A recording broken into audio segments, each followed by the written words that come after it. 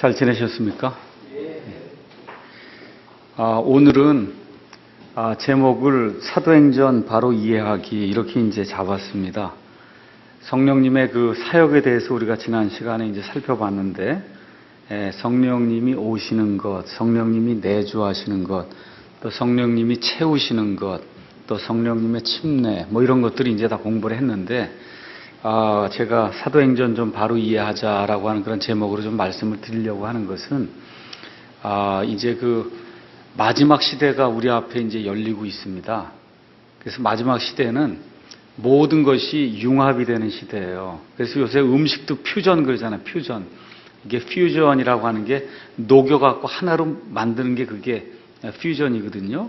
그런 의미에서 정치, 종교, 그 다음에 문화, 이런 모든 것들이 이렇게 퓨즈가 돼서 이렇게 녹아갖고 융합이 돼갖고 하나로 되는 그런 시대가 열리고, 그래서 이제 마지막에 적그리스도의 이러한 그 정치 체계로 이제 퓨전이 이제 될 겁니다. 그래서 그 일이 이루어지기 전에, 아니면 그 일을 이루기 위해서는 사람이 이게 먹고 마시는 거 이런 걸로는 통합이 잘 안 되거든요. 이 사상이 통합이 안 되면은, 그러면 정치적인 그런 통합을 할 수가 없습니다. 그래서 지금 로마 가톨릭 교회가 지금 전 세계에 지금 여러 이 종교들을 이제 퓨전, 융합시키려고 지금 노력을 하고 있어요. 그 노력의 일환으로 나오는 게 오순절 은사운동입니다. 오순절 은사운동. 그래서 그 오순절 교회는 1903년에 미국의 그 아주사 부흥이라고 하는 이와 같은 그 우리 쪽에서 보면 뭐 거짓 부흥이죠. 그쪽에서는 그게 원조고, 그래서 이제 그런 일들을 시작으로 해서 오순절주의라고 하는 게 이제 시작이 됐다가 1960년대에 이 바티칸에서 제2차 바티칸 공회가 열렸어요. 그래서 그 제2차 바티칸 공회를 통해서 갈라져 나간 형제들, 거긴 프로테스탄트를 그렇게 얘기해요. 갈라져 나간 그 형제들도 뭐 인정을 해야 된다 그러고, 그러면서 이렇게 뭐라 그럴까, 유화 제스처를 이제 쓰기 시작했습니다. 그런 일들을 하기 시작하면서 나타나기 시작한 게 은사운동이에요. 그래서 은사운동은 다른 거 없어요. 우리가 똑같은 은사, 뭐 다른 은사가 아니라 입신하는 거, 입신은 마룻바닥 뒤로 넘어지는 게 입신이거든요. 아주 간단해요. 성경은 마귀는 사람을 넘어뜨리고 예수님은 사람을 일으킵니다. 일으키는 분이에요. 그 뒤에 뭐 넘어진 거 그게 뭐가 그렇게 대단하다고, 그렇게 해서 그냥 뒤로 넘어지고 거품을 흘리고, 뭐 이런 일들이 비일비재하게 일어나요. 한국뿐만 아니라 여기 미국에서도 그렇고, 이제 그런 일들 일어나고 방언해야 된다 해서 우리나라도 하여튼 방언 열풍이 뭐 한 30년, 20년 전에 하여튼 순복음교회를 통해서 이제 불고, 이렇게 되면서 지금 전 세계에 이러한 그 성숙하지 못한 그런 그리스도인들과 그 다음에 믿지 않는 사람들, 또 심지어 뭐 방언은 힌두교도도 하고 불교도도 하고 뭐 이교도들도 다 하는 그런 프랙티스거든요. 그래서 이제 이런 것들로 우리가 다 똑같이, 쉽게 얘기하면 살라살라 이게 같이 하니까 이게 다 우리가 같이 같은 하나님을 믿는 거 아니냐, 이러한 도구로 이제 사용되고 있습니다. 자, 그래서 이런 일들이 어디서 나오느냐 하면, 그러면 또 성경 구절을 갖다 대야 될 거 아니에요. 모든 그 잘못된 일들이 다 거기 뒷받침해 주는 것 같은 건 성경 구절이 있으니까 그걸 가져다 대면은 그렇구나 하고 사람들이 다 거기에 빠지는 거거든요. 그러니까 이제 방언해야 된다 그러고 뭐 이런 것들 하면 천상 사도행전 2장을 가져다 대고 사도행전 그 역사를 이제 가져다 대면서 이제 하나님이 일을 하셨기 때문에, 그래서 오순절 교회에서 항상 얘기하는 게 히브리서 13장에 있는 말씀이죠. 예수 그리스도는 어제나 오늘이나 동일하시다. 그렇죠? 그거 가져다 대는 거예요. 그러니까 예수님 때도 방언했으니까 지금도 해야 된다. 그렇죠? 근데 구약 시대는 아무도 안 했거든요. 그러니까 그러한 이론을 피는 겁니다. 자, 그래서 사도행전을 잘 이해하지 못하면 우리 바르게 믿는다고 하는 분들도 그들의 그 주장에 넘어갈 수가 있고, 사도행전을 잘 이해를 해야 성경 말씀을 제대로 이해할 수 있어요. 왜 그러냐 하면은 항상 문제가 어디서 생기냐 하면 변천기를 다루는 책에서 문제가 생겨요. 여러분이 교리를 로마서, 그렇죠? 뭐 이렇게 요한계시록 아니면 뭐 요한복음 이런 데처럼 AD 60년, AD 90년 이 사이에 이 하나님의 말씀이 이제 AD 30년 이후부터 이제 나오기 시작해서 AD 45년, 50년 이때부터 나오기 시작하거든요. 그래서 맨 마지막에 AD 이제 90년경에 이제 마무리가 되는데 이 끝부분에 나와 있는 그걸 가지고 하면은 안 되는 게 굉장히 많아요. 그래서 문제가 어디서 나오냐 항상 마태복음하고 사도행전에서 문제가 생기는 거예요. 마태복음은 구약과 신약이 변천이 이루어지는 그와 같은 책입니다. 마태복음이. 맞죠? 예. 그 다음에 사도행전은 유대인 기독교에서 이방인 기독교로 변천이 이루어지는 거예요. 그래서 이게 변천기에 이루어진 이 과정을 잘 이해하지 못하고 변천기에 이루어지는 어떠한 그러한 그 절차나 어떠한 일들을 완전히 모든 것이 확립된 이후에 가져다 그대로 적용을 하면 안 맞는 게 엄청 많다 그 얘기입니다. 무슨 얘기인지 제가 말씀드린 거 이해하시겠죠? 그래서 다들 어디서 문제가 생기냐면 마태복음하고 사도행전에서 생기는 거예요. 그래서 그런 내용들을 우리가 잘 이해해야 됩니다.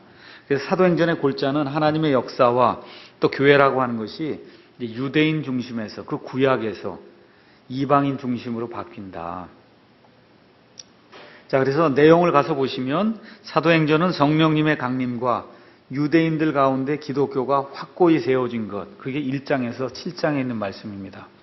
사도행전 28장까지 있는데 1장에서 7장에는 이방인 얘기가 하나도 안 나옵니다. 하나도 안 나와요.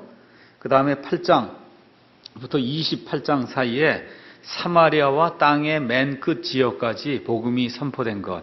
사도행전 1장 8절에 가서 보시면 성령님이 임하신 후에 너희가 권능을 받고 예루살렘과 온 유대와 사마리아와 땅의 맨 끝 지역까지 이르러 나를 향한 그와 같은 증인이 되리라 그랬잖아요. 그래서 사도행전 28장을 보시면 앞에 7장은 100% 유대인, 그 다음에 8장은 반유대인, 8장. 그 이디오피아 내시와 사마리아 사람들, 그 다음에 9장부터 그 이후부터 이제 사도 바울이 이제 회심을 하면서 이방인들을 향한 그런 사역으로 이렇게 바뀌고 있다. 그 내용을 여러분과 제가 이제 잘 기억을 해야 됩니다. 그래서 이 일을 위해서 교회가 세워진 이런 것들을 이제 기록하는데 이 일을 위해서 사도들과 초대교회 성도들이 당한 핍박과 그것을 극복하기 위한 인내와 용기 등을 이제 보여주고 있습니다. 그래서 복음서에서는 예수 그리스도의 삶에서 드러난 그분의 생명이 제시되어 있고 사도행전에는 그리스도의 제자들의 삶에서 역사하시는 그분의 생명이 이제 제시가 되어 있다. 그래서 사도들의 행적이다. 이제 우리가 그렇게 이야기할 수가 있습니다. 자, 그러면 사도행전으로 일단 가서 넘어가 보시죠.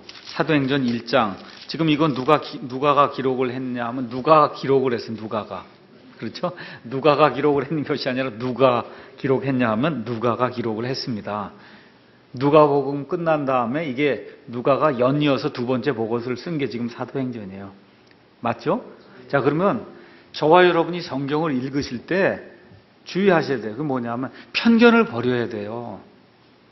편견. 아, 지금부터 이방인 교회가 뭐 시작이 되었구나 하는 이런 편견, 교회에서 맨날 듣는 거, 이 편견을 버리고 지금 여기 성경 말씀이 이렇게 기록되지 않습니까? 여기 기록된 그대로 이 사람들이 처한 그 상황 속으로 내가 들어가 보란 말이에요. 내 모든 편견을 버리고 지금 이 사람들이 지금 하고 있는 그 일로 직접 들어가 보면 그 시대 그 사람들이 지금 느끼고 있는 그 일들을 느낄 수, 그걸 느끼도록 지금 여기 누가가 지금 이걸 기록하고 있는 거예요. 자, 예수님이 이제 부활했습니다. 맞죠? 12제자들이 다 그 사실을 봤습니다. 맞죠? 근데 그 12제자가 다 이방인입니까? 유대인입니까? 유대인이에요. 그렇죠? 그래서 여기 가서 보니까 6절에 예수님이 이제 5절에 그 얘기를 하셨죠? 요한은 물로 침례를 주었는데 너희는 이제로부터 많은 날이 지나지 아니하여 성령님으로 침례를 받으리라. 이제 예수님이 그렇게 말씀해 줬단 말이에요. 그러니까 있는 그대로 믿으면 성령 침례가 아직 이루어진 게 아닙니다. 자, 그랬는데 6절에 그러므로 그들이 함께 모였을 때, 그들이 누구예요?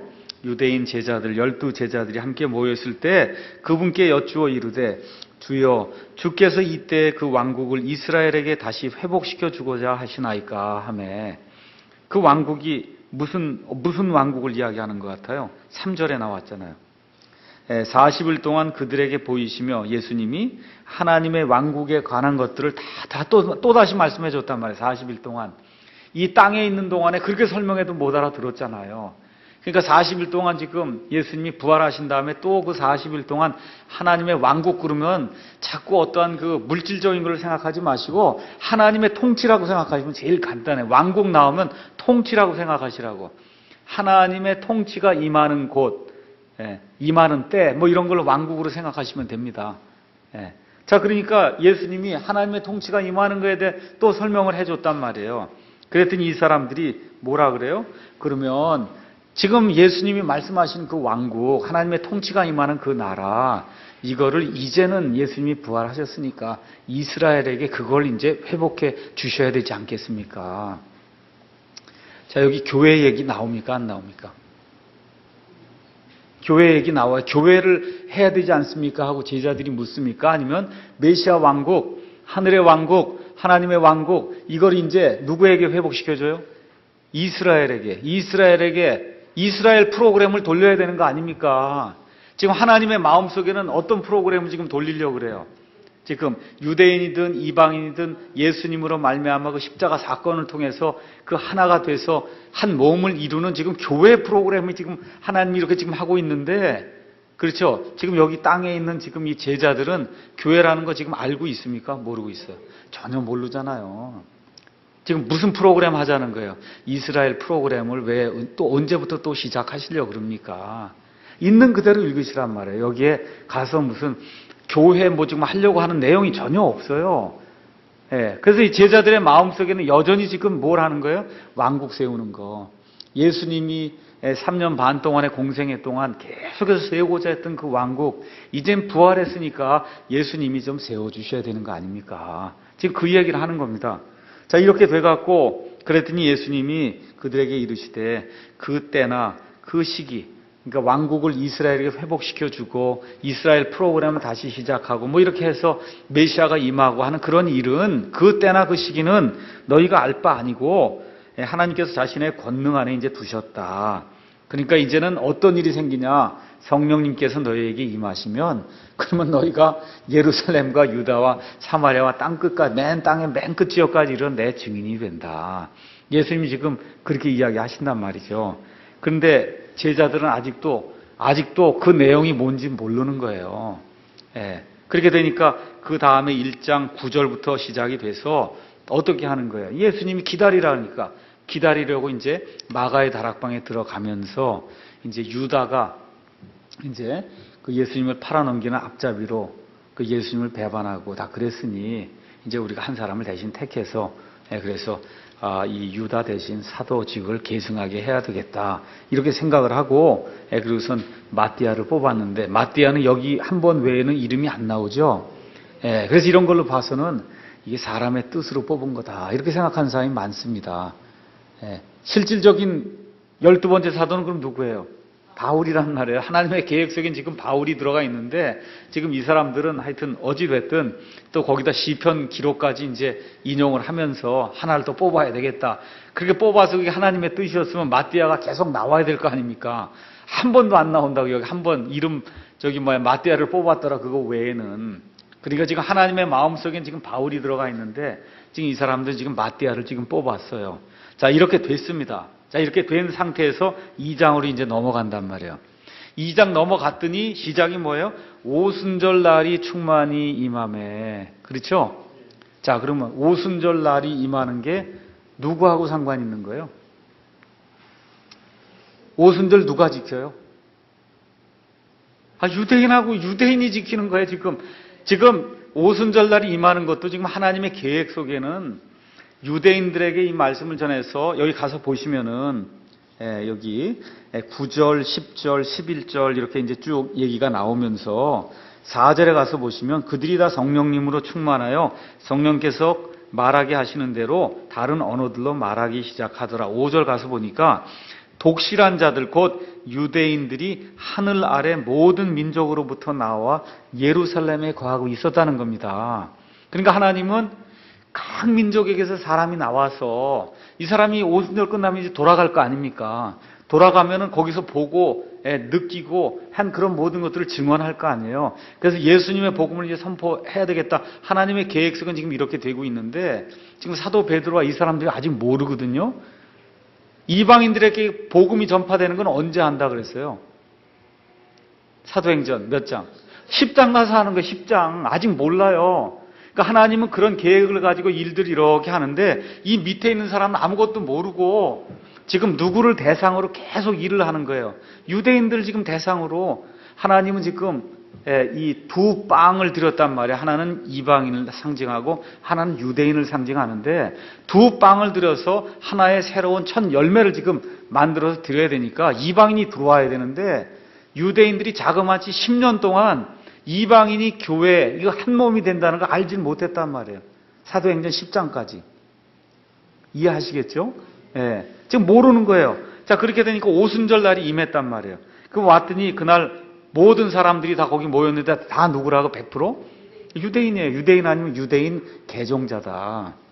예. 뭐 하러 모였어요? 구약의 유대인들의 오순절을 지키려고 지금 모였단 말이에요. 아, 그렇게 했는데 성령님이 충만해갖고 성령님이 그들에게 말하게 하시는 대로 말을 했는데 그게 저쪽에서 온 사람이 들으니까 자기 말로 들리는 거야. 이쪽에서 한 사람이 들으니까 이 사람도 자기 나라 말로 들리고 그런 일이 지금 여기서 100% 이게 진짜 다른 나라 말입니다. 다른 지방 사람들이 다 알아들은 거니까 여긴 쌀라쌀라는 없어요. 다 알아듣는 말을 한 거예요. 그래서 성경이 거기에 가서 보시면 8절 어떻게 우리 각 사람이 우리가 태어난 것에 우리 언어로 듣느냐. 베드로나 사도들은 분명히 한 말을 했을 텐데 그렇잖아요. 근데 듣는 사람은 지금 가서 보니까 9절 바데 사람, 메데 사람 뭐 해갖고 열 몇 개 지금 거기 나라가 지금 나오잖아요. 이 열 몇 개의 말로 한 걸로 듣는단 말이에요. 지금 듣는 사람은. 그게 도대체 이게 어떻게 된 일이냐. 지금 이야기하는 그런 대목이 나온다 그 얘기입니다. 맞습니까? 맞죠? 예. 그렇게 되니까 베드로가 뭐라고 또 얘기하는 14절 베드로가 11사도와 함께 서서 소리를 높여 이르되 이스라엘 사람들아 교회야 그렇게 얘기해? 아니면 이방인들아 그렇게 얘기합니까? 아니면 유대 사람들과 예루살렘에 거하는 모든 사람들아 그 얘기는 무슨 얘기냐면 본토에 사는 유대인들과 지금 여기 명절을 맞이해서 사방 각처에서 모인 유대인들과 유대교 개종자들아 내 말을 들어라 지금 그렇게 얘기하는 거예요. 맞죠? 네, 그렇게 얘기하는 겁니다. 지금 3시 분이 안 됐으니까 이 사람 술 취한 거 아니다. 그러고서는 지금 베드로가 뭘 생각을 했냐면 구약시대 창세기부터 쭉 나와 있는 그런 말씀 중에 지금 자기들이 하고 있는 걸 보니까 지금 하나님의 영이 임해갖고 어떤 엄청난 일들이 일어난 게 요엘서에 기록이 돼 있단 말이에요. 맞습니까? 네. 그래서 지금 얘기하는 거예요. 16절에 이 오히려 대언자 요엘을 통하여 말씀하신 것이 이것이니라. 자, 그리고선 요엘서를 이제 낭독을 하지요. 맞습니까? 요엘서를 낭독을 해요. 하나님께서 말씀하시기를 마지막 날들에 마지막 때에 일어날 일이에요. 그러니까 여러분과 제가 요엘서를 이렇게 읽으시면 그 요엘서 안에 교회가 있을까요? 없을까요? 요엘서 안에 교회가 있을까요? 없을까요? 없어요. 요엘서는 누구에게 주신 말씀이에요? 이스라엘 백성에게 주신 말씀이에요. 이스라엘 백성이 특히 어느 때 이스라엘 백성을 향한 거냐면 마지막 날들에 주의 날이 임해서 지금식으로 얘기하면 메시아 왕국이 오기 바로 전에 주의 날의 심판이 임할 때 그때 이루어질 그 일들에 대해서 지금 요엘이 예언을 했거든요. 교회하고 아무 상관이 없어요. 지금 그렇게 해서 지금 얘기하는 거예요. 하나님께서 말씀하시기를 마지막 날들에 내가 내 영을 모든 육체, 잘 들으세요. 모든 육체에게 부어주는데 모든 육체가 그래서 너희의 아들, 딸들, 너희의 젊은이들, 너희의 늙은이들 이게 모든 육체란 말이에요. 맞습니까? 맞아요? 그러면 요엘이 너희 그러면 너희가 누구예요? 누구예요? 그럼 여기 나오는 아들, 딸, 늙은이 이거 다 누굽니까? 유대인이에요. 100%. 유대인이에요. 유대인. 지금 이방인들이 뭐 방언하고 그런 거 얘기하는 게 전혀 아니에요. 지금 여기 나와 있는 그 문맥의 컨텍스트는 보니까 성령님이 임해서 막 말들을 시작하고 이렇게 되니까 베드로가 가만 보니까 이게 요엘서에 나와 있는 그거랑 비슷하다 그 얘기입니다. 그렇잖아요. 그렇게 돼서 이게 마지막 날이 이제 돼서 이런 일들이 일어나는구나. 그럼 마지막 날들에는 어떤 일이 생겨야 돼요? 이스라엘 백성이 예언을 따를 것 같으면, 주의 날이 임하면, 그러면 그 다음에 무슨 일이 생겨야 돼요? 메시아 왕국이 임하는 거잖아요. 맞죠? 메시아 왕국이 임하는 거예요. 메시아 왕국이. 그래서 너희의 늙은이들 다 유대인들 이야기하는 겁니다. 그 날들에 내가 내 영을 내 남정과 여정들에 부어주니, 남정 여정도 누굴 얘기해요? 유대인이에요. 100%. 유대인.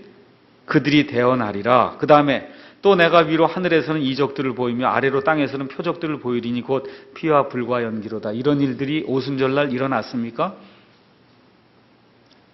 안 일어났잖아요. 그러니까 지금 인용은 하고는 있지만 안 일어난 걸 지금 가져다 지금 붙여서 지금 인용을 하고 있는 거예요.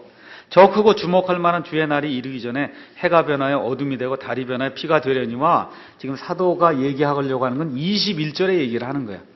누구든지 주의 이름을 부르는 자는 구원을 받는다. 이거를 지금 끌어내기 위해서 지금 하나님의 영이 지금 임해갖고 지금 막 방언을 하고 다른 나라 말 막 그렇게 하니까 이거를 인용을 잘 해갖고 누구든지 주의 이름을 부르는 자는 구원을 받는다. 지금 이걸 이끌어내기 위해서 이 현상과 요엘이 얘기한 게 지금 맞지 않느냐 해갖고 지금 이걸 이끌어내는 거예요. 지금 이게 그대로 이루어졌습니까? 안 이루어졌습니까?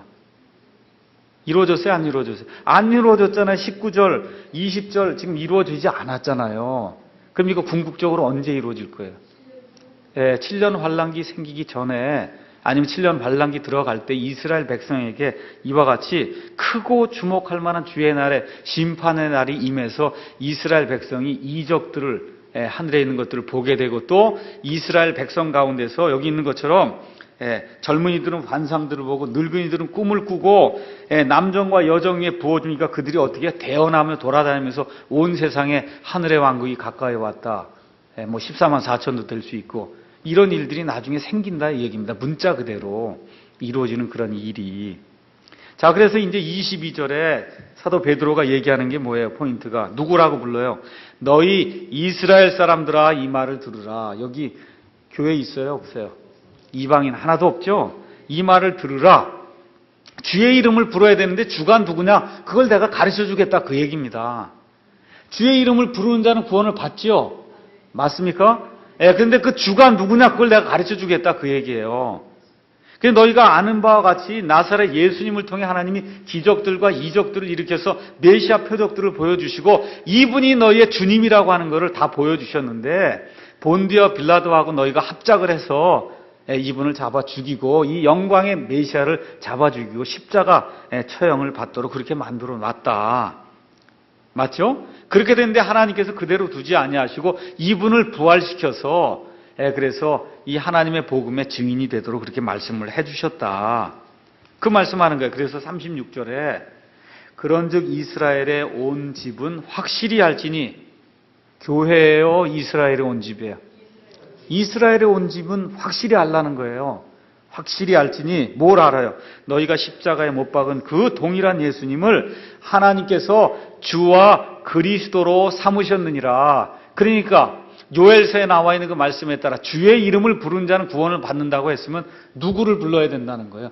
예수님하고, 예수님이 나의 구원자시오, 나의 주님이시오 하고 이 유대인, 이 백성들아, 너희가 회개해야 그래야 구원 받는다는 겁니다. 지금 여기 이 컨텍스트에 이방인, 무슨 뭐 초대교회 여기 이런 거, 물론 초대교회 맞긴 맞아요. 근데 이 초대교회는 100% 유대인 교회예요. 이방인 하나도 없어요. 지금 사도 베드로의 마음속에는 이방인 같은 건 이만큼도 생각이 없어요. 알지도 못해요. 지금 프로그램이 어떻게 굴러가는지. 하나님만 끌고 나가시는 거예요. 하나님의 계획에 따라 착착착착 이제 해서 나중에 사도 바울을 회심시키는 일까지 지금 끌고 나가는데, 이 밑에서 지금 사도 베드로는 전혀 그런 생각이 없어요. 지금 뭐만 하려고 그러는 거예요? 예수님을 온 유대인 민족들이 받아들이기만 하면, 그러면 주의 날이 임해서 그러면 예수님이 다시 오신다는 겁니다. 지금 여기에 지금 관심이 있는 거예요. 이렇게 해서 37절로 넘어가갖고 이 사람들이 이제 그러면 우리가 어떻게 하면 좋을까? 그렇게 얘기하지 않습니까? 그랬더니 회개하고 예수님을 구원자를 이제 받으라는 이런 얘기죠. 그러면 성령님의 선물을 받는다.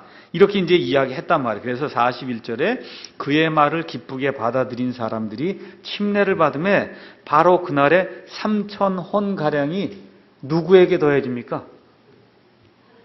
누구에게? 그들에게 더해져. 교회? 아니에요. 누구에게 더해져요? 그들에게. 120명 그 사도들 거기 모여있는 그 사람들에게 더해졌어요. 그렇게 더해지고 난 다음에 어떤 일이 생겨요? 그들이 흔들리지 아니하며 사도들의 가르침과 교제 안에 머물면서 빵을 떼고 막 기도하고 막 이렇게 하는 가운데 사람들 가운데 믿는 자들이 생겨났단 말이에요. 맞죠? 그렇게 생겨나니까 47절 하나님을 찬양하며 온 백성에게 호감을 얻으니 주께서 구원받아야 될 자들을 누구에게 더해 이번엔? 그러니까 교회가 그날 생성이 됐단 말이에요. 그러니까 생성이 되기 전에는 교회가 아니니까 그들에게 더하시고 생성이 되고 나서 교회가 형성이 되니까 그 다음부터 구원받은 자들은 어디에 더해요? 교회에 더하는 거예요. 하나님이. 교회에. 자, 이렇게 돼서 교회가 시작이 됐어요. 이게 초대 교회입니다. 맞죠? 근데 지금 100% 뭘로 구성이 되어 있다고요? 유대인들로 구성이 되어 있어요. 자, 이렇게 해서 사람들이 이제 믿기 시작을 해서 이 예수님이 주님입니다. 이렇게 해갖고 뭘 지금 기다리는 거예요? 주의 날을 기다리는 거예요. 주의 날. 하나님은 지금 교회를 하려고 지금 교회 시대를 열려고 해서 이렇게 시작하는데 밑에 있는 지금 유대인들은 아무것도 몰라요. 하여튼 어쨌든 왕국을 빨리 받아들여서 주의 날이 임하면 메시아가 와서 그러면 끝이다. 지금 이 생각을 하고 있는 겁니다. 자, 3장으로 이제 넘어갔어요. 거기서 이제 베드로와 요한이 안진뱅이를 고친단 말입니다. 그렇죠? 예. 자, 이렇게 해서 11절에 걷지 못하던 자가 고침을 받고 베드로와 요한을 붙더니 백성이 놀랬단 말이에요. 12절 베드로가 그것을 보고 백성에게 응답하되 너희 이스라엘 사람들아. 교회야 그래요? 이스라엘, 아직도 이스라엘이죠? 이스라엘 사람들아 어찌하여 이 일에 놀라냐. 13절 아브라함과 이삭과 야곱의 하나님 벌써 나오면 구약의 하나님인 거 아시죠? 그렇죠? 구약의 여호와 하나님, 그 하나님께서 자신의 아들 예수님을 영화롭게 하셨느니라. 너희가 그분을 넘겨주고 빌라도가 그분을 놓아주려고 결심하였을 때 그 앞에서 그분을 부인하였으니, 이렇게 쭉 얘기하면서 누가 했다는 거예요? 유대인들이 다 이렇게 갖고 너희 조상들이 그리고 너희가 그래 갖고 이 하나님이 보내신 자 그 메시아를 완전히 능멸하고 메시아를 잡아 죽였다 너희가. 그렇죠? 그러면서 17절에 형제들아 너희의 치리자들과 마찬가지로 너희도 알지 못하여 그리한 줄 내가 아노라. 그렇게 얘기한 다음에 18절에 그러나 하나님께서 자신의 모든 대언자들이 입을 통해 미리 보여주신 그 일들 곧 그리스도께서 고난당하실 일들을 이같이 성취하셨느니라. 자, 그 다음부터가 이제 중요한 구절이 나옵니다. 19절 그런즉 너희는 회개하고 회심하라. 너희가 누굽니까?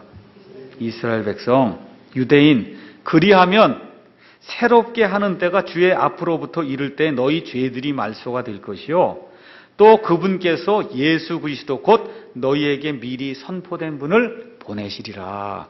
그러니까 지금 유대인들이 누굴만 기다리고 있는 거예요? 예수님만 지금 기다리고 있는 거예요. 예수님만 오면 우리가 잡아 죽였지만 우리가 온 민족이 회개하고 지금 회심만 하면 그러면 하나님이 하늘에서 예수님을 다시 보내면 주의 날이 임하고 주의 날이 임하면 메시아 왕국이 임하고 그러면 모든 프로그램이 끝나는 거다. 지금 그렇게 얘기하는 겁니다. 그 왜 그러냐? 21절 하나님께서 세상이 시작된 이래로 자신의 모든 거룩한 대언자들이 입을 통하여 말씀하신 때 곧 모든 것을 회복하시는 때까지는 하늘이 반드시 그분을 받아들여야 된다. 그러니까 주의 날이 임하게 되면 모든 게 회복이 되는 거죠. 그러니까 그때까지는 하나님 예수님이 거기 가 계셔야 된다는 거예요. 근데 지금 너희가 이제 받아들이면 그럼 회복하는 때가 임하니까 하나님이 예수님을 보낸다. 그런 얘기입니다. 그래서 22절부터 얘기하는 거는 너희들 그 신명기 가서 봐라. 하나님께서 모세를 통해서 나 같은 대언자 하나를 너희를 위해 일으키시리 너희 그 말을 들으라 그러지 않았냐. 그 대언자가 예수님이시다. 그래서 지금 100% 지금 유대인들에게 이 구약 성경에 나와 있는 그와 같은 그 말씀들을 통해서 다 얘기하면서 25절 너희는 대언자들의 자손이요 하나님께서 우리 조상들과 맺으신 언약의 자손이라. 26절 하나님께서 자신의 아들 예수님을 일으키시고 너희에게 복을 주시기에 그분을 먼저 너희에게 보내사 너희 각 사람이 자기의 불법들에서 돌아서게 하셨느니라. 자, 그럼 지금 베드로가 지금 열심히 설교를 하지 않습니까? 베드로의 마음속에 교회 있어요? 없어요? 없어요. 이방인 있어요? 없어요? 없어요. 그런 게. 지금 베드로는 어떻게 하든지 하여튼 예수님 승천하고 이제 부활하고 그랬으니까 왕국만 빨리 세우면은 그러면 끝이 나는 거예요. 베드로 입장에서는. 그래서 지금 열심히 이스라엘 백성 너희가 회개하고 회심하고 온 민족이 돌이키기만 하면 하나님이 예수님을 보내실 테니까 그러니까 그렇게 해라. 그렇게 하는데 말을 들어야 안 들어요. 이스라엘 백성이. 말을 안 들어요. 도무지 말을 안 듣는 거예요. 자, 이런 상황이니까 지금 4장에 가서 베드로와 요한이 체포가 돼서 이제 공회 앞에 서고, 그렇죠? 그렇게 돼갖고 유대인 성도들이 엄청난 그런 핍박을 받는 대목이 이제 4장에 나온다 그 얘기입니다. 자, 이런 가운데 어떤 일들이 생기냐? 4장 32절 믿은 자들의 무리가 한 마음 한 혼이 되어 모든 것을 공동으로 소유하고 그들 중에 아무도 자기 소유를 조금이라도 자기 것이라고 말하지 아니하더라. 왜 이런 일이 발생했을까요? 예수님이 지금 곧 오시려고 그러니까 재산이고 뭐 이게 소용이 없는 거예요. 그러니까 다 어디에 모여요? 성전에 지금 모여서 말라기 2장, 3장, 4장 읽어보세요. 거기 가서 보시면 주께서 갑자기 자신의 성전에 임하신다 그랬거든요. 그러니까 이제 뭐 쉽게 얘기하면 이제 살 날이 얼마 안 남은 거야. 이 유대 땅에서 이제 살 날이 얼마, 예수님만 오시면 그럼 메시아 왕국 이루어지면 다 끝나는 거예요. 그러니까 어떻게 해요? 다 모든 걸 공동으로 내놓고 유대인 공동체 교회를 지금 시작을 한 거예요. 돈을 다 집어넣고 판 걸 다 집어넣고 그렇게 해서 지금 바나바가 이제 거기 나오는 거예요. 바나바라고 한 사람도 독실한 그리스도인으로 유대인으로 그래서 그런 일들을 했다 하고 지금 거기 나오는 겁니다. 거기 가서 보면 36절에 바나바라는 이름을 주었는데 그것을 번역하면 위로의 아들이다. 이게 개역성경에는 권위자다 그랬거든요. 권위자 그러니까 다들 무슨 권위를 갖고 있는 사람으로 생각한단 말이에요. 권면하고 위로하는 아들이다. 아들 자자지 놈 자자가 아니에요. 그게 중국어 성경에서 그대로 갖고 오다 보니까 이거 읽으면서 그래서 바나바 큰 권세를 휘둘렀다 그러고 이렇게 생각을 하는 거예요. 그게 아니고 권면하고 위로하는 그런 아들이다. 그런 일을 잘한 사람이다. 그런 뜻입니다. 이게 권세를 부리고 권위를 가진 그런 사람이 아니고. 자, 이렇게 했는데 5장에 넘어가서 아나니아와 삽비라가 성령님을 속이는 일이 발생하니까 하나님께서 이걸 그대로 두시면 안 되니까 이 두 사람을 죽이죠. 그렇죠? 그렇게 됐어요. 아직도 여전히 계속해서 이제 그 일들이 일어나고 그 다음에 가서 이제 또 핍박을 받는 그런 대목이 일어날 때 사도행전 5장 33절 이후에 가말리엘이 일어나서 한번 좀 두고 봐라. 이 일이 하나님에게서 났나? 그렇지 않은가 한번 좀 두고 봐라. 그렇죠? 그런 이야기를 해서 이 사람들이 이제 매 맞고 이제 풀려나는 그런 대목이 5장까지 기록이 돼 있는 거예요. 아직까지 4장까지, 5장까지. 자, 이렇게 됐는데 6장에 드디어 어떤 일이 발생하는 겁니까? 6장에 이 사람들이 성전 근처에 모여서 예루살렘 하면 다 모여 있는데 모여 있다 보니까 이 본토 유대인들하고 그리스말, 외국에서 태어나거나 이래서 그리스말뿐이 쓰지 못하는 유대인들하고 분쟁이 일어났죠. 그렇죠? 그래서 이거 자기들 과부들 어떻게 먹여 살려야 되냐는 그런 문제로 이제 분쟁이 일어나서 최초로 7명의 사람들을 선출하는 그런 대목이 나오는 거예요. 지금 여기도 다 누구의 히브리파, 히브리 사람들 얘기예요. 100%. 물론 하나님 편에서는 교회가 시작이 돼서 가는데 아직까지는 다 교회가 유대인으로만 구성이 돼요. 하늘은 프로그램이 이렇게 가고 있는데 여기 있는 사람들은 아직도 뭐라는 거예요? 아직도 왕국이 빨리 임하는 거 그것만 지금 기다리고 있는 겁니다. 교회 이방인 아무것도 몰라요. 자, 이렇게 되는 가운데 그 7사람 중에 한 명이 누구예요? 스데반이에요. 그 스데반이 성령님으로 충만해서 그 이스라엘 백성에 그렇게 설명을 하고 사도들이 기적을 베풀고 너희가 잡아 죽인 분이 예수님 그분이 메시아고 이걸 다 설명해도 듣습니까? 안 듣습니까? 안 들으니까 사도행전 7장에 가서 스데반이 너희가 어떻게 하나님의 백성이 되었냐. 그렇죠? 그 일을 지금 상기시켜 주는 거예요. 아브라함부터 시작을 해갖고 도대체 이 땅을 너희가 어떻게 받게 됐고 아브라함이 누구고 도대체 무슨 일을 했냐 해갖고 쭉 이제 모세분이 얘기해갖고 이제 다 얘기를 끌고 가는 거예요. 얘기를 7장에. 그렇게 끌고 간 다음에 맨 마지막에 이제 얘기하는 게 무슨 얘기냐 하면 과거에 모세 시대로부터 따질 것 같으면 한 1500년 동안 아니면 아브라함 때로부터 따질 것 같으면 한 2000년 동안 하나님이 말씀을 주시고 대언자들을 보내시고 했는데 너희가 그들 중 한 사람에게라도 귀를 기울인 적이 있느냐 이거예요. 그렇게 하고 그 민족의 자존심을 그냥 완전히 구기는 그러한 발언을 하니까 이 사람들이 귀를 꼭 틀어막고는 그렇죠? 가슴이 그냥 강팍해져 갖고 그래갖고 스데반에게 달려들었단 말입니다. 그렇죠? 52절 그러잖아요. 7장 52절. 대언자들 중에서 아예 그냥 51절부터 목이 뻣뻣하고 마음과 귀에 할례받지 않은 자들아. 여러분 누가 당신 왜 이렇게 목이 뻣뻣하냐 그러면 좋겠어요 여러분? 그렇잖아요. 지금 다 설명하고 우리가 하나님의 선택받은 백성이라고 그러고 이렇게 자부심에 차 있는데 이 목이 뻣뻣한 자들아 그러고 스데반이 하나님의 영으로 가득 차서 얘기하면서 귀에 할례를 받지 못했다는 거. 이게 할례를 받지 못했다는 건 이방인이다 그 얘기거든요. 그렇게 얘기를 하니까 이 사람들이 이방인은 개나 돼지처럼 취급하고 있는데 글쎄 할례도 받지 못했다. 이게 지금 그렇게 얘기하면서 너희가 항상 성령님을 거역하되 너희 조상들이 행한 것처럼 너희도 그렇게 행하는도다. 대언자들 중에서 너희 조상들이 핍박받지 아니한 자가 누구였느냐. 그들은 의로우신 분의 오심을 미리 보여준 자들을 죽였고 이제 너희는 그분을 배반하여 넘긴 자요 살인자가 되었나니 너희가 천사들을 통하여 제정하신 율법을 받고도 그것을 지키지 아니하였다. 그 율법의 내용이 뭐예요? 신명기 말씀. 나와 같은 대언자 하나를 너희를 위해 일으키시리니 너희는 그의 말을 들으라 그러잖아요. 근데 듣기는커녕 잡아서 죽였다 이거예요. 이렇게 얘기하니까 57절에 그들이 큰 소리를 지르며 자기들의 귀를 막고 일제히 그에게 달려들어갔고 돌로 내쳐서 그를 죽이는 그와 같은 일이 이제 생기게 된 겁니다. 그러니까 여기까지 이제 한번 정리를 다시 합니다. 하나님 지금 은혜를 베푸셔서 이스라엘 백성이 온 백성이 회개하고 회심할 기회를 자꾸 주는 거죠, 지금. 여기까지 오면 대강 한 7년을 준 거예요, 지금. 한 장이 한 1년으로 생각하시면 한 7년쯤을 준 거예요. 계속해서 하나님이 주시는데 들어요, 안 들어요? 안 듣다가 결국은 어떻게 해요? 하나님의 대언자란 말이에요. 하나님이 지금 이제도 그렇게 가르쳐줘도 못 따라듣냐 하고 아예 그냥 직통으로 이게 대언을 해줬단 말이에요. 이제 이 정도 되면 알아들어야 되지 않냐 그랬더니 아예 귀를 틀어막고 우리는 싫습니다 하고는 완전히 이 스데반을 잡아 죽이는 그런 일이 이제 생기게 됐단 말이지요.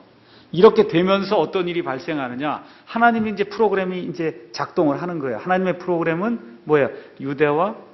예루살렘과 유대와 사마리아와 맨 끝 지역까지 가는 건데 이 이스라엘 사람 지금 어디만 머물러 있어요?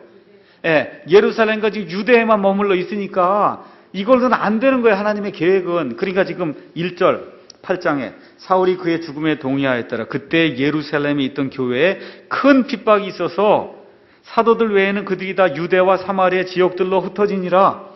이제는 어떻게 해요? 있을 수가 없는 거예요. 더 이상 소요 사태가 일어날 것 같고 그러니까 뭐 로마 사람들이 핍박을 하든지 해서 다시는 못 모이게 하고 그러니까 도저히 있을 수가 없는 거예요. 그러니까 누구만 남겨놨어요 거기다? 사도들만. 왜? 예수님이 갑자기 나타나면 안 되니까. 그렇잖아요. 그러니까 사도들만 남겨놓고 나머지는 다 어디로 퍼졌어요? 유대와. 그러니까 예루살렘 이제 떠나는 겁니다.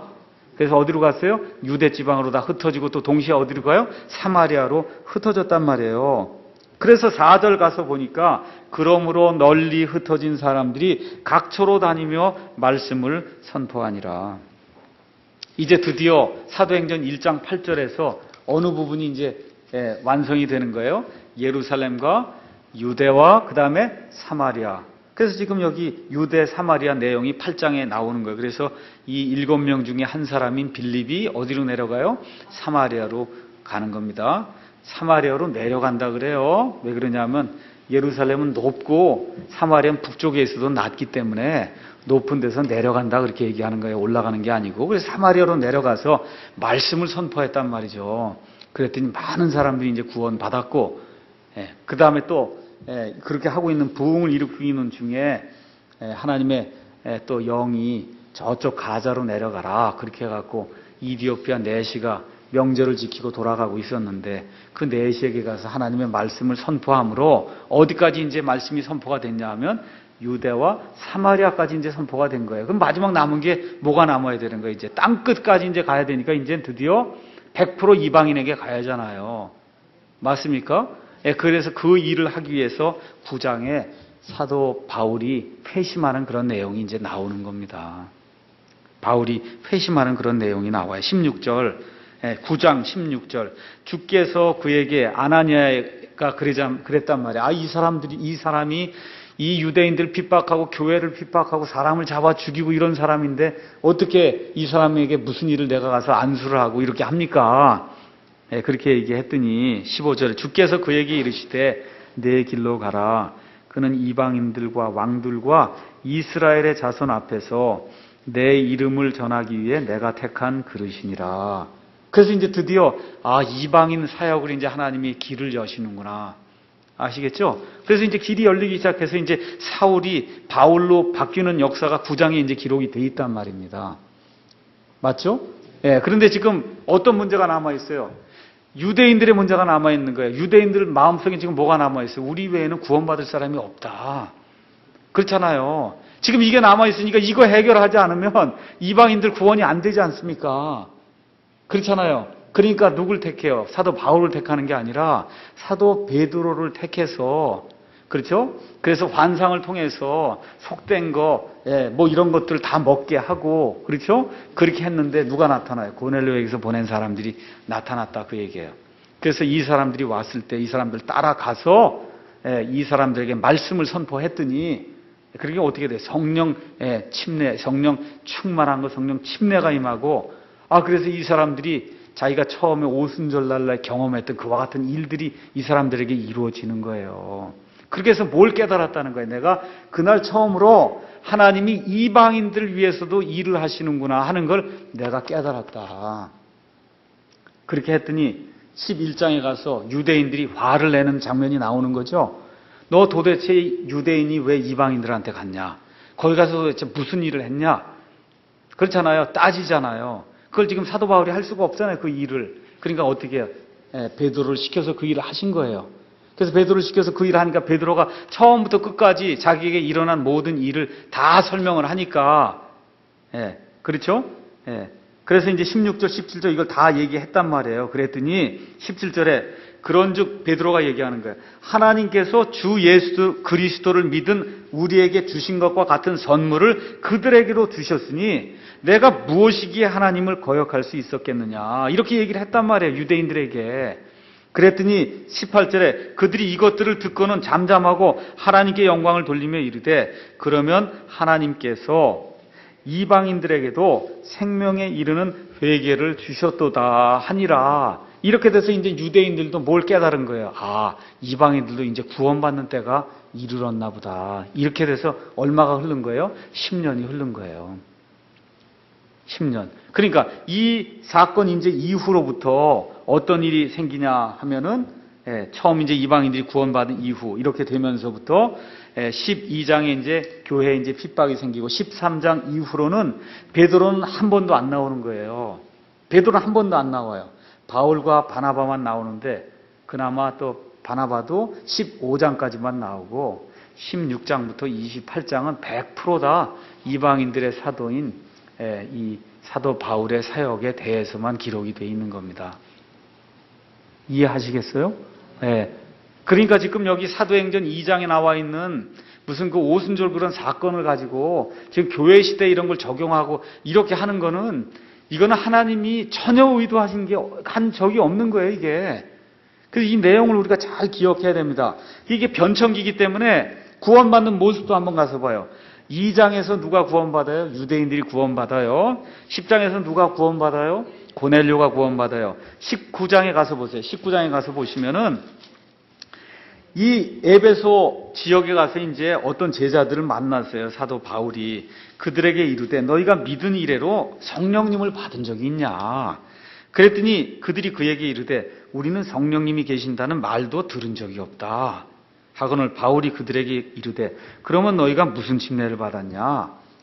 그렇게 얘기하니까 그들이 이르되 요한의 침례라 하며 이에 바울이 이르되 참으로 요한이 회개의 침례로 침례를 주며 백성에게 말하여 그들이 자기 뒤에 오실 분 곧 그리스도 예수님을 믿어야 한다고 하였느니라 하거늘 그들이 이 말을 듣고 주 예수님의 이름으로 침례를 받으니라. 바울이 그들에게 안수하며 성령님께서 그들 위에 임하심으로 그들이 타 언어들로 말하고 대언하니라. 모두 12사람쯤 되더라. 자, 이 사람들 누구냐 하면은 이 사람들 역시 요한의 침례만 안다 하는 얘기는 누구예요?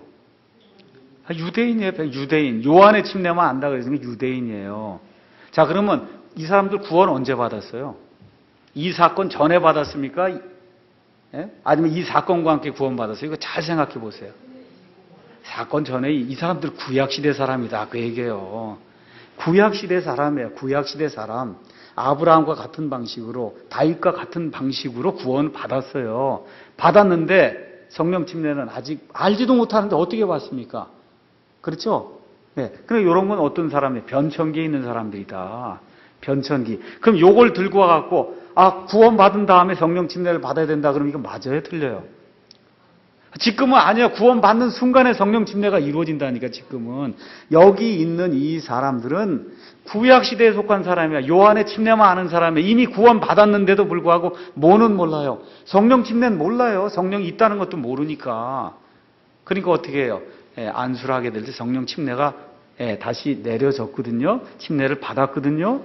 이걸 사용해갖고 구원받은 이후에 성령 침례를 받아야 된다 그러면 그게 맞냐 그 얘기예요. 어때요?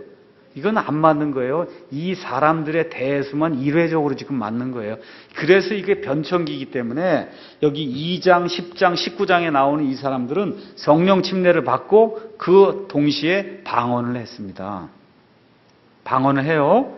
그런데 8장 12절 13절 사마리아 사람들 37절에서 39절 이디오피아 내시 9장의 사도 바울 18절에 13장에서 28장까지 성령 침례 받는데 방언 받는 일이 있습니까? 없습니까? 없어요. 19장에 있는 거 하나 제외하고는. 그러니까 잘 들으세요. 순복음교회에서 이거 하면 구원받은 다음에 성령 침례 받아야 된다. 그럼 뭘 이용하는 거예요? 이거 사도행전 19장을 인용하는 거거든요. 그럼 왜 사도행전 8장의 이디오피아 내시나 사도행전 9장의 사도 바울이나 왜 이런 거 인용을 안 해요? 그럼 방언이 없으니까 인용을 안 하는 거거든요. 그러니까 이런 식으로 해석을 하면 다 된다니까요. 성경 가지고 자기가 입증하고자 하는 게 다 됩니다. 맞죠? 그러면 우리는 어디서 교리를 찾아야 돼? 성령 침례의 그 교리는 모든 것이 다 완전히 확립이 돼서 더 이상 변하지 않는 데서 찾아야 돼요. 그 변하지 않는 데서 하나님이 고린도전서 12장에 다 성령 침례를 받아 한 몸 안으로 들어온다 그러지 않습니까? 이 사건이 일어난 이후에 20년, 30년이 지나서 교회가 형성이 되고 나서 교회를 위해서 지금 기록을 하고 있는 거 아니야? 교회를 위해서. 그렇죠? 로마서 또 교회를 위해서 기록하는 거예요. 이런 데 있는 말씀들은 변함이 없는 거예요. 교회가 완전히 형성이 된 이후에 지금 주어지기 때문에. 그러니까 사도행전 가지고 가서 이렇게 증명하려고 하면 다 증명해요. 방언해야 된다 그러고. 근데 그게 아니다. 변천기 과정 속에는 방언을 할 때도 있고 방언하지 않을 때도 있어요. 단지 오순절 순복음교회 교인들이 방언하는 경우만 들고 와갖고 자꾸 방언해야 된다고 얘기하기 때문에 그렇지 방언하지 않는 게 훨씬 더 많다 그 얘기입니다. 사도행전에. 그래서 이런 내용들을 우리가 잘 이해를 하고 성경을 이렇게 접해야지 이런 거 이해 없이 그냥 누가 얘기하면 그런가 보다 하고 하면 거기에 빨려든다 그 얘기죠. 그래서 여기 방언이라고 하는 말은 그리스 말로 이제 글로사 이제 그랬는데 영어로는 텅이에요. 텅이 혓바닥이다 그런 얘기예요. 혓바닥. 혓바닥의 텅. 그래서 원래는 몸의 기관이 혀를 가리키며 이 혀에서 파생된 뜻으로 다른 나라 민족이나 말을 뜻합니다. 그래서 성경에 나오는 텅은 다 말을 가리켜요. 말. 그래서 이 방언을 한다 이것도 speaking with tongues 이렇게 돼 있어요. 혓바닥으로 말을 한다 그런 뜻입니다. 혓바닥으로 말을 한다. 사도행전 2장의 방언 100% 유대인들이 모여서 100% 그 순례하는 그 유대인들이 살던 그 지역의 말을 한 거예요. 지금식으로 얘기하면 영어, 일본말, 중국말, 이디오피아 말, 그 말을 한 겁니다. 지금식으로 얘기하면. 고린도 교회 이제 그 이야기를 하는데 고린도 교회는 사도 바울의 사역으로 세운 이방인 교회 중 가장 문제가 많은 교회예요. 그 안에 분쟁, 음란, 법정 시비, 결혼, 우상, 재물, 그 다음에 은사, 부활, 사도 바울의 자질을 놓고 시비를 벌이고 등등, 교회로서 가장 못된 교회예요. 그게 표준이 되는 교회가 아니에요. 제일 나쁜 교회라고, 고린도 교회. 그러니까 편지가 길어요. 문제를 교정해야 되기 때문에 편지가 길어요. 그래서 그 12장 28절, 29절 가서 보시면 여러 가지 은사가 있는데 방언이 가장 뒤에 나오는 가장 저급한 은사예요. 14장에는 그래서 그 방언을 알지 못한 언어, unknown tongue이라고 분명하게 그렇게 기록을 하고 있습니다. 그래서 방언은 고린도전서 1장 22절에 나와 있는 것처럼 믿지 않는 자들을 위한 그런 표적이고 믿는 사람들을 위한 그 은사는 대언입니다. 그래서 방언을 정리해, 나중에 이제 방언에 대해서 제가 이야기할 기회가 있을 겁니다. 오늘 이제 시간이 없기 때문에 방언을 정리하면 방언이 이슈가 되는 교회는 영적 수준이 대단히 낮은 교회다. 방언으로 이슈를 삼는 교회는 영적인 그 퀄리티, 질이 저질이다. 그렇게 생각하시면 됩니다. 자, 오늘은 일단은 여기까지 해서 사도행전에 대한 그런 내용을 이제 마치도록 하겠고, 다음 시간에 나머지 부분들, 대언이라든지 이런 것들을 좀 공부하도록 하겠습니다.